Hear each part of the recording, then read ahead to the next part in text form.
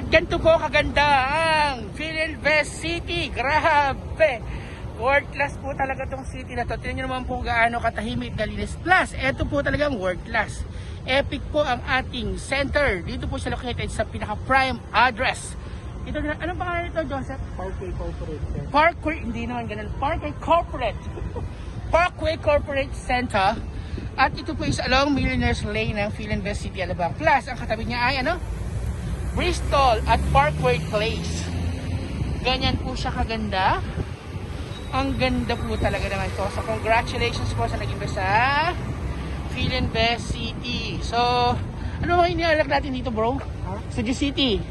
The levels. Ano pa? Itong Bristol, no? Botanica. Botanica. Yung malapit din dito yung ating Studio N. Plus yung Belize Oasis. Tama ba? Diyan lang ang kabila ang Belize Oasis. Tama ba? Yes. So, dito ang mall. Ang ganda siya, bro. Ang ganda. Grabe. OMG.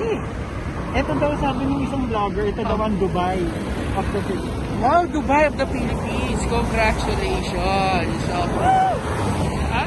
dyan po kami isang unit. Nagre-renta po isang Japanese. 1 million per year po ang bayan.